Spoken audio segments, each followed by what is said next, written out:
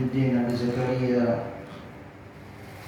يحيى بن شرف النووي، ثم إلى سيد الوالد الحبيب محمد بن حسين بن علي بعبود، الأستاذ علي بن محمد بن حسين بن علي بعبود، ثم إلى روحي حاج محمد عثمان الإسحاقي، ثم إلى روحي حاج أحمد الصوري الإسحاقي، وثم إلى روح المرحوم حاج سمنبودي، وثم إلى روح الحاج علي غصب بن سمنبودي، ثم إلى روح الحاج شمس الهدى بن سمنبودي، أن الله يغفر لهم ويرحمهم ويعلي درجاتهم في الجنة ويغشاهم الرحمة والمغفرة ويسكنهم الجنة، وأن الله يجعل قبورهم روضة من رياض الجنان ولا تجعل قبورهم خفرة من خفار النيران، على هذه النية وكل نية صالحة، وأن الله يتقبل حاجاتنا، حاجة الدنيا بالميسرة وحاجة الآخرة بالمغفرة. وإلى حضرة النبي سيدنا محمد صلى الله عليه وسلم الفاتحة. الحمد لله رب العالمين الرحمن الرحيم مالك يوم الدين، إياك نعبد وإياك نستعين صراط المستقيم صراط الذين أنعمت عليهم غير المغضوب عليهم ولا الضالين آمين. السلام عليكم ورحمة الله وبركاته. وعليكم السلام ورحمة الله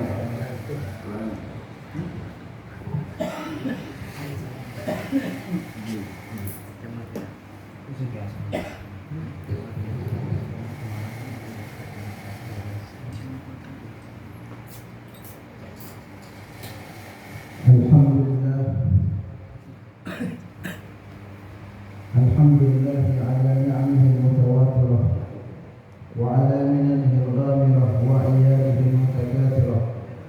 اللهم صل وسلم على سيد أهل الدنيا والآخرة سيدنا محمد وعلى آله وصحبه أجمعين الزاهرة. سبحانك لا علم لنا إلا ما علمتنا إنك أنت العليم الحكيم. رب اشرح لي صدري ويسر لي أمري واحلل عقدة من لساني يفقهوا قولي. Hadirin muhtaramin, para asatidz,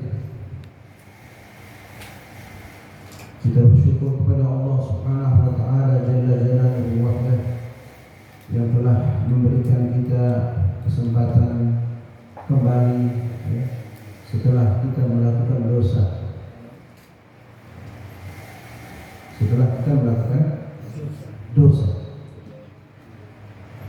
Kira-kira ada nggak hari ini yang tidak melakukan dosa? Allah Subhanahu wa taala berfirman di dalam hadis qudsi, "Innakum tukhti'una bil-laili wan-nahar." Sesungguhnya kalian bermaksiat, berbuat dosa malam dan siang. Kita ada perbuatan dosa. Tetapi dengan langkah kaki kita menuju tempat ini, kita itu sudah melakukan taubat kepada Allah Subhanahu wa taala. Allah berfirman,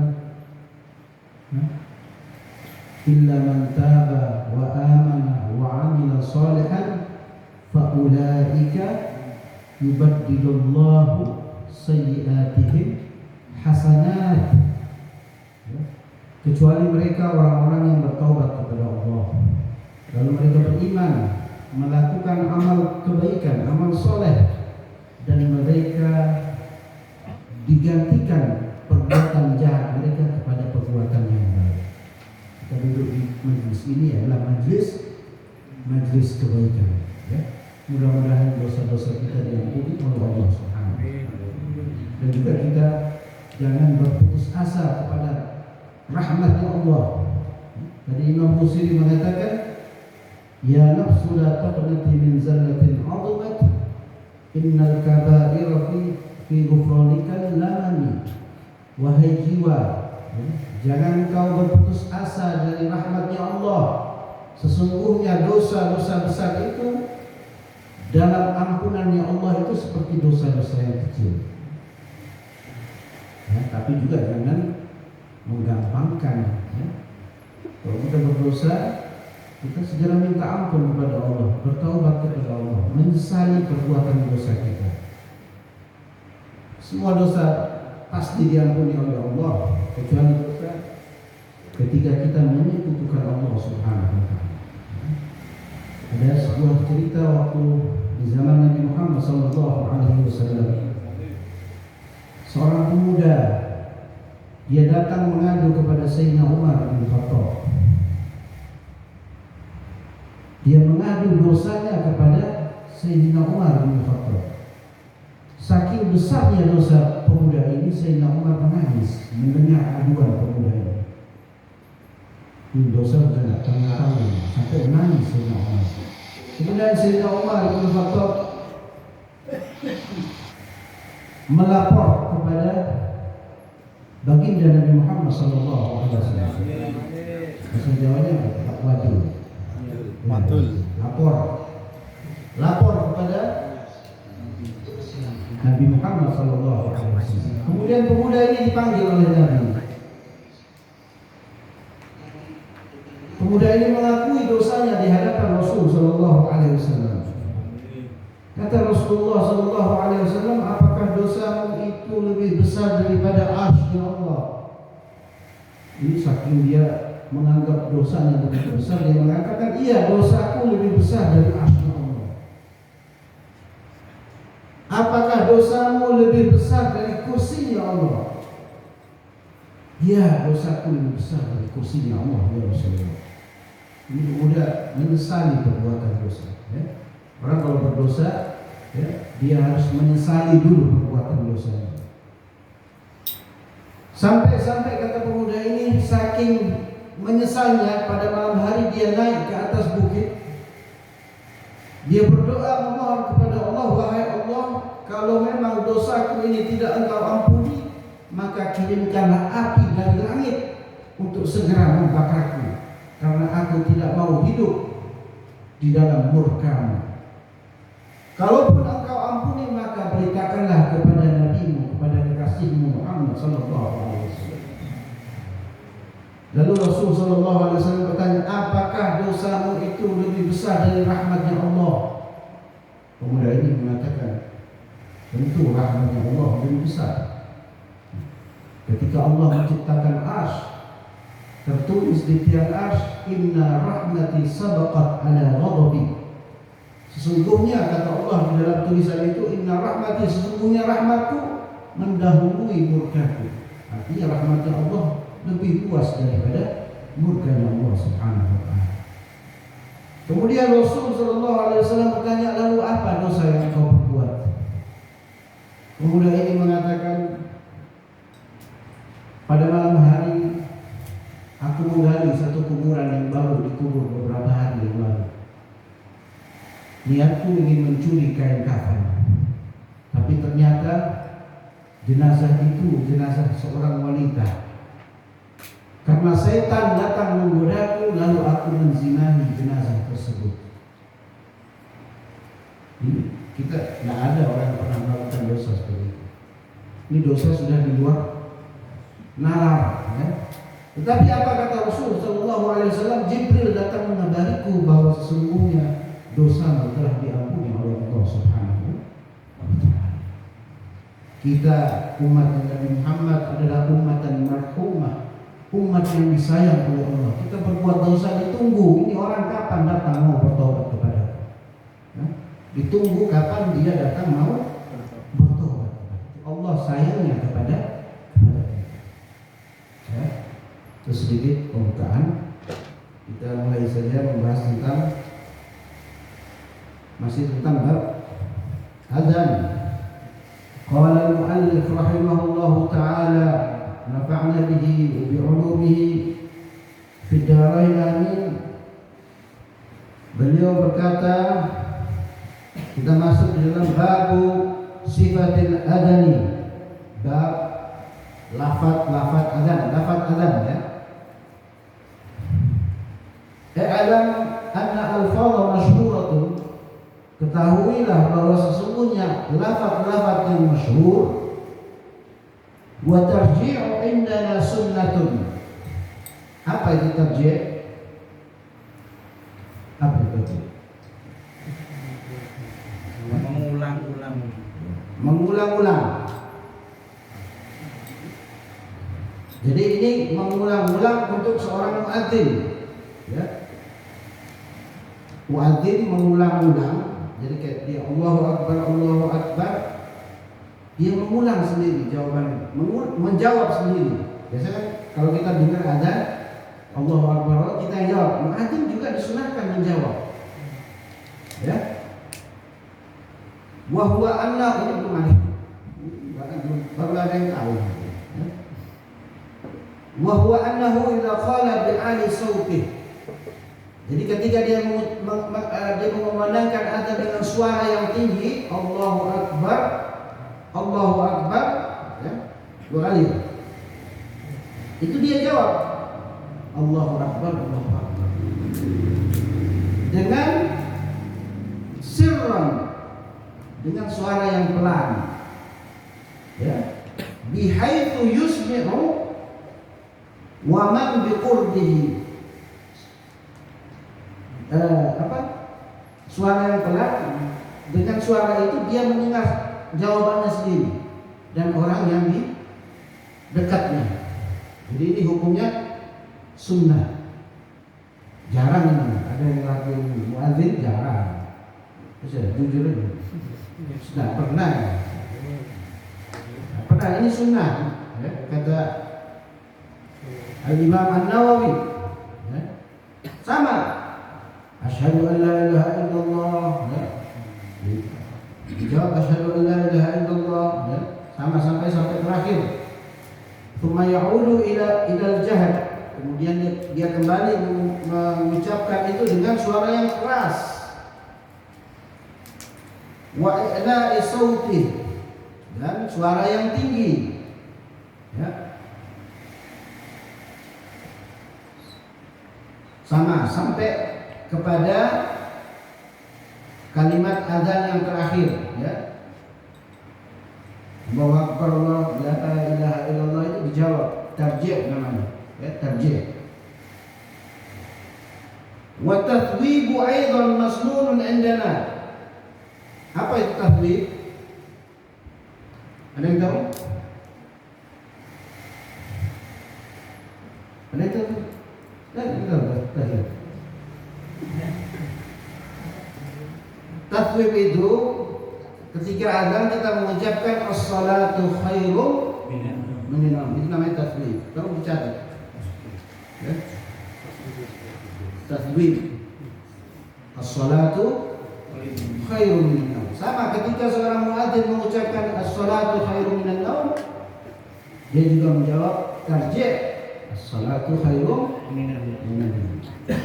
Ada yang masih ingat enggak itu kita makna daripada as-salatu khairum minan naum? Kita ngaji dulu pertama-tama. Salat lebih baik daripada tidur, ya. Maknanya bukan salatnya, tetapi fi'lus salat, pekerjaannya.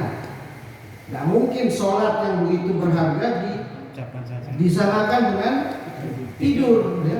Emas disamakan dengan lumpur. Enggak bisa.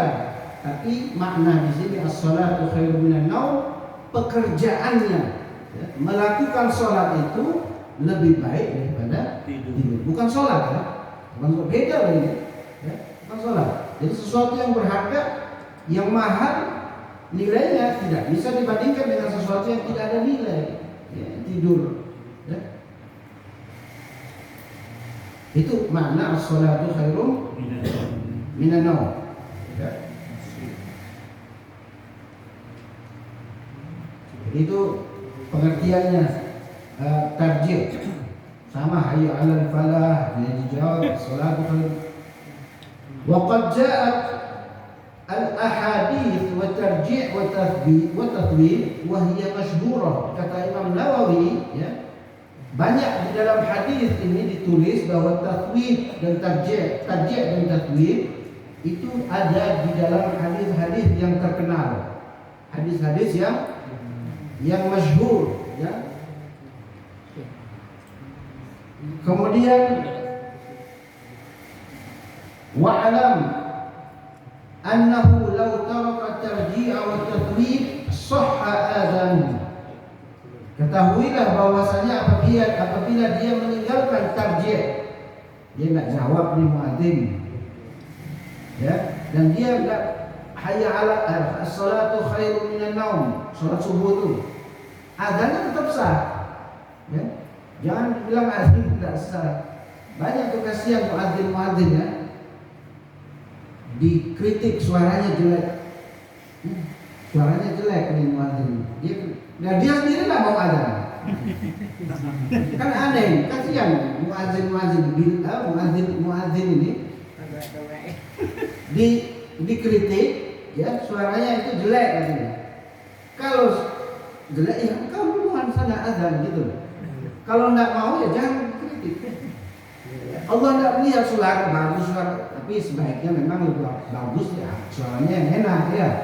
Tapi kalau orang sudah mau azan itu sudah alhamdulillah ya. Jadi tetap sah ya azannya walaupun dia tanpa tarjih dan tatwid. Tetapi ya kata Imam Nawawi wa kana tarikan lil afdal, akan tetapi dia meninggalkan sesuatu yang afdal.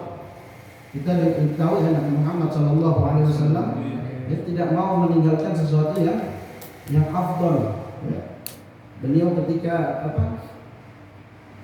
ada yang jawab salam itu beliau duduk dulu atau gimana ya, tidak mau meninggalkan sesuatu yang ada keutamaannya. Wala yasihhu adanu man la yumayyiz, dan tidak sah adzan seseorang yang belum mumayyiz. Mumayyiz itu orang yang belum bisa anak kecil ya, yang belum bisa membedakan mana yang benar, mana yang salah ya. Atau gampangnya dia belum bisa makan sendiri, belum bisa cebok sendiri ya. Biasanya dalam bahasan fikih seperti itu. Dia belum bisa membedakan mumayyiz, anak kecil sah nggak sah adanya ya.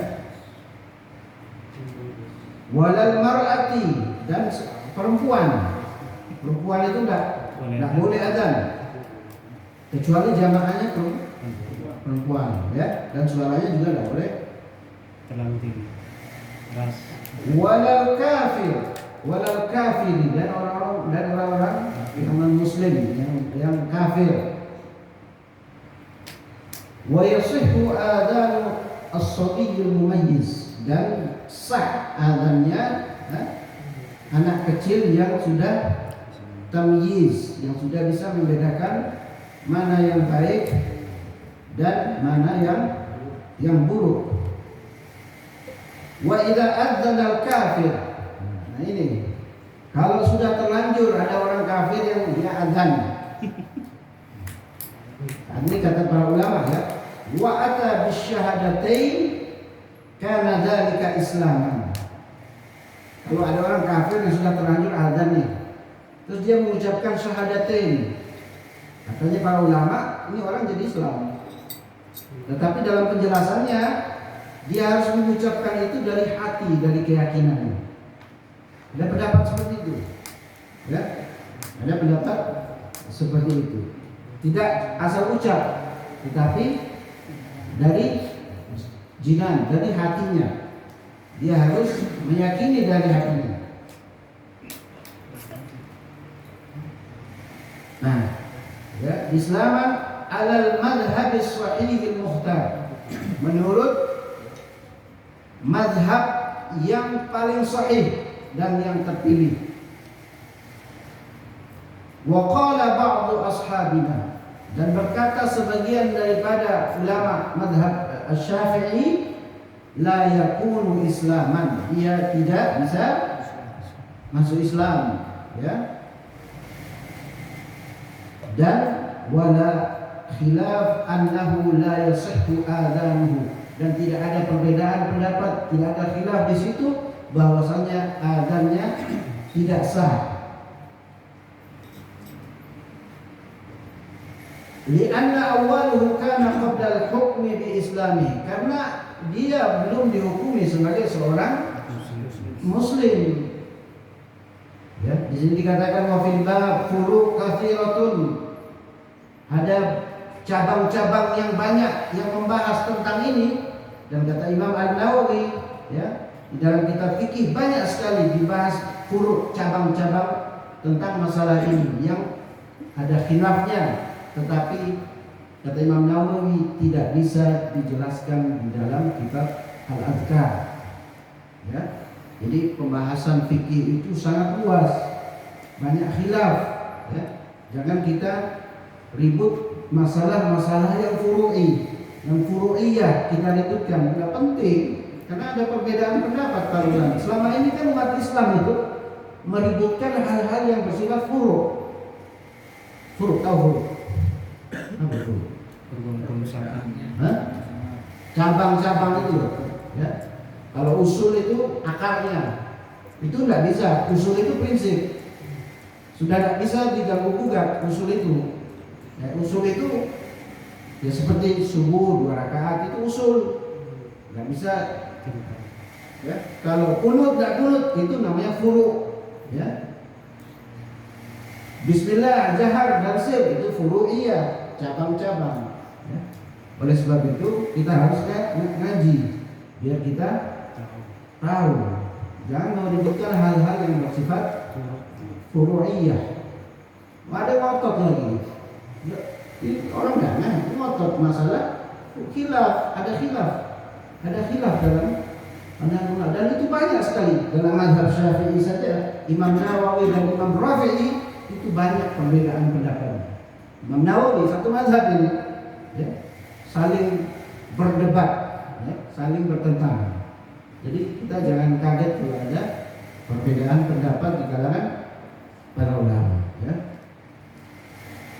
Saya ingin menceritakan tentang Bilal bin Abi Rabah, ya, sahabat utama Nabi Muhammad SAW, seorang muadzin Rasul, budak berkulit hitam, tetapi dimuliakan, derajatnya tinggi.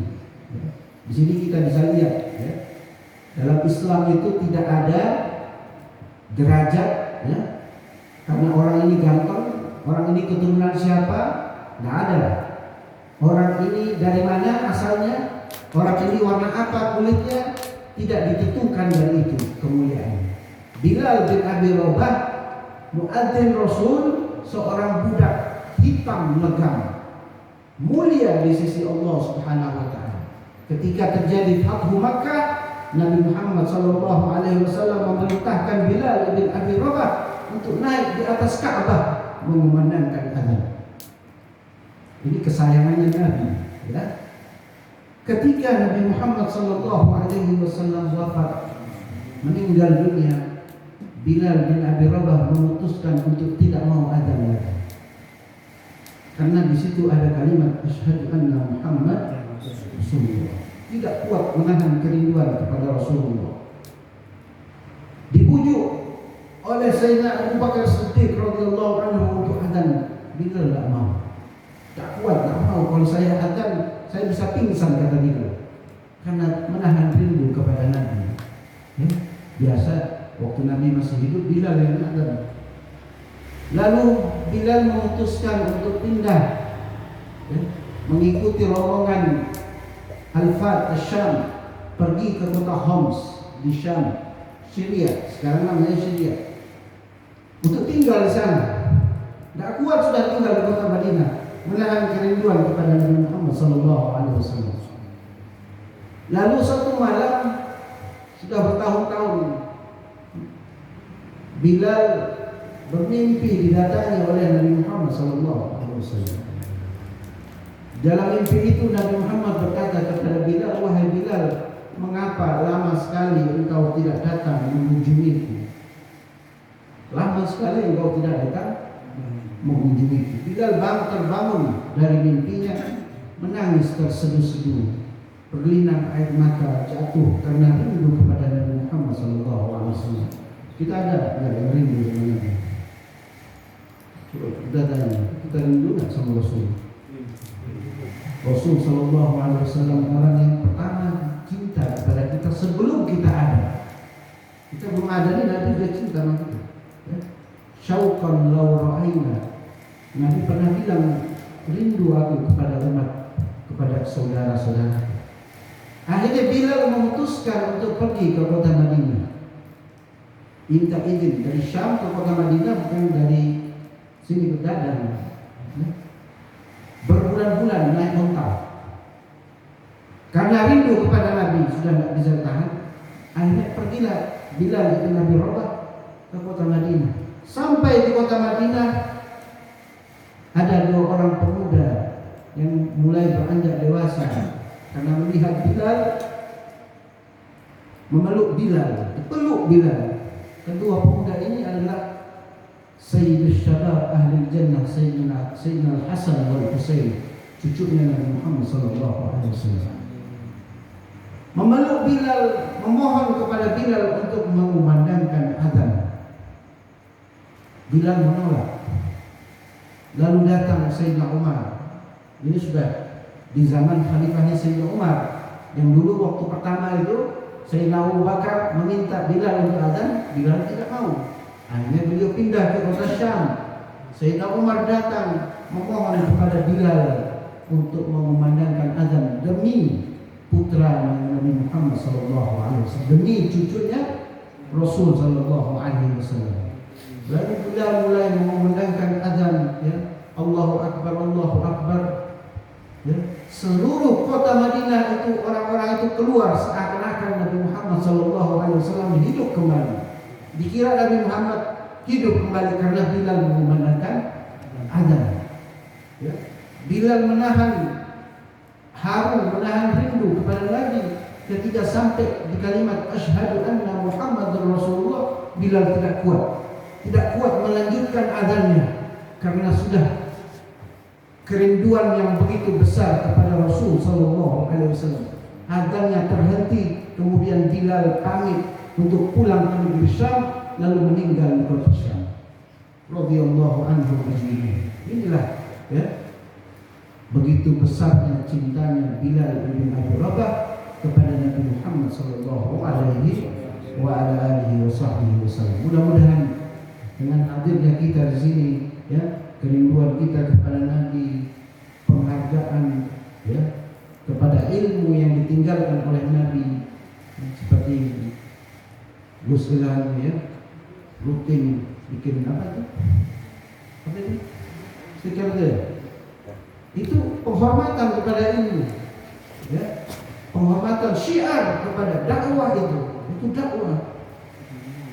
Jadi penghormatan. Imam Subki kalau datang di majelisnya Imam Nawawi tidak ada di majelis, belum mulai.